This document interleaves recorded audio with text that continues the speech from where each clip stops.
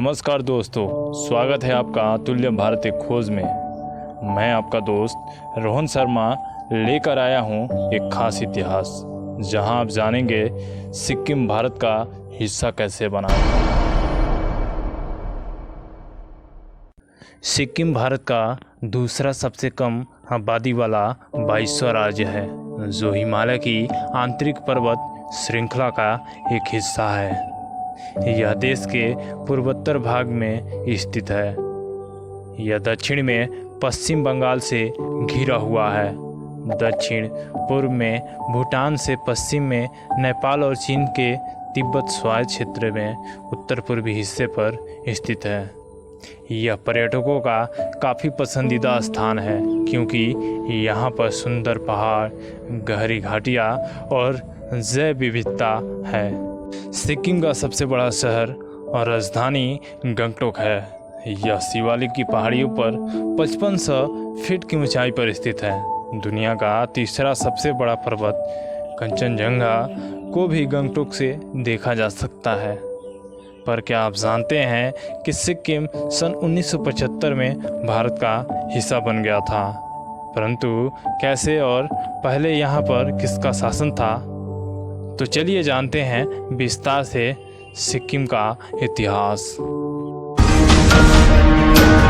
सिक्किम का एक खास राजनीतिक अतीत है, जिसमें कई महत्वपूर्ण घटनाएं हुई हैं, जो आदिवासी शासकों, ब्रिटिश सत्ता और इस राज्य के भारत में शामिल होने से संबंधित है।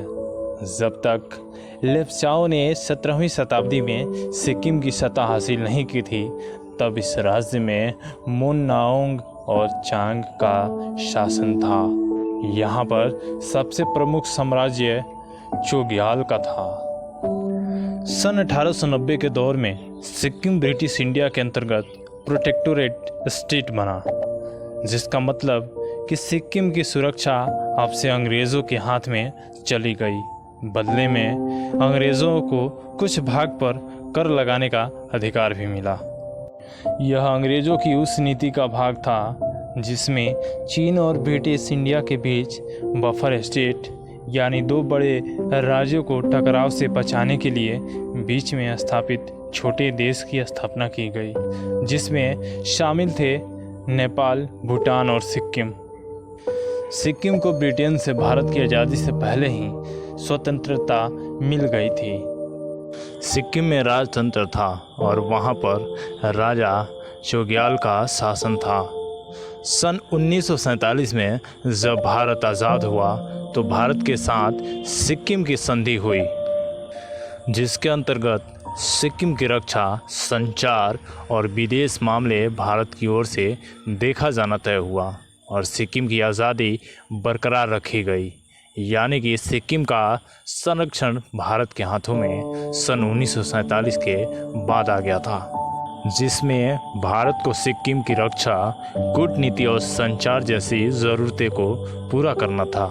सन 1953 में चोग्याल को शासन में मदद करने के लिए एक स्टेट काउंसिल वहाँ की जनता खुद चुनती थी, यानी यह एक लोकतांत्रिक प्रक्रिया थी। भारत और सिक्किम के बीच हस्ताक्षरित संधि ने सिक्किम की स्थिति को चोग्याल के साथ राजा के रूप में संरक्षित किया था। सन 1970 की शुरुआत तक राज्य में राजनीतिक उथल-पुथल चलती रही, जिसके कारण राजशाही को हटाने और लोकतांत्रिक व्यवस्था की मांग वहां की जनता करने लगी थी। अंत में सन 1973 में सिक्किम दरबार के खिलाफ व्यापक रूप से आंदोलन शुरू हो गया और इस प्रकार वहां पर शासन पूर्ण रूप से पतन हुआ। भारत सरकार ने मुख्य प्रशासक श्री BS दास की नियुक्ति करके राज्य में समानता लाने की कोशिश की, जिससे आगे की घटनाओं और चुनावों के कारण सिक्किम एक संरक्षण से एक सहयोगी राज्य में परिवर्तित हो गया। 4 सितंबर सन 1947 को सिक्किम कांग्रेस के नेता काजी लेंडुप दोरजी को राज्य के मुख्यमंत्री के रूप में निर्वाचित किया गया था। चोग्याल हालांकि बाद में भी संवैधानिक प्रमुख राजा के रूप में भी बने रहे। श्री बीबी लाल सिक्किम के पहले गवर्नर थे। चोग्याल और सरकार के बीच टकराव की ओर अग्रसर घटनाओं ने सिक्किम को 16 मई 1975 को भारतीय संघ का पूर्ण 22वां राज्य बना दिया गया और बाद में चोग्याल साम्राज्य को समाप्त कर दिया गया। ये भी आपको बता दें कि सन 1975 में सिक्किम की स्थिति को बदलने के लिए काजी लेंडुप दोरजी ने सिक्किम को भारत में शामिल करने की सिफारिश की थी। सिक्किम को भारत का 22वां राज्य बनाने के लिए 23 अप्रैल सन 1975 को लोकसभा में संविधान संशोधन विधेयक को पेश किया गया, जिसे 299 और 11 के मत से पास कर दिया गया। 26 अप्रैल को यह बिल राज्यसभा में पास हुआ और 15 मई 1975 को राष्ट्रपति फखरुद्दीन अली अहमद ने इस बिल पर हस्ताक्षर किए।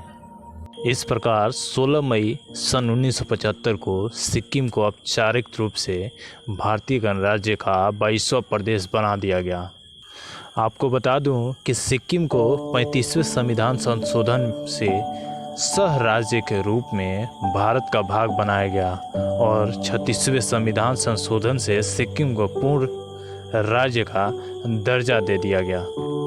तो आपने जाना सिक्किम का भारत के अंग बनने का इतिहास। इसी प्रकार की रोचक जानकारी के लिए हमारे चैनल को सब्सक्राइब करें, वीडियो को लाइक तथा शेयर ज़रूर करें।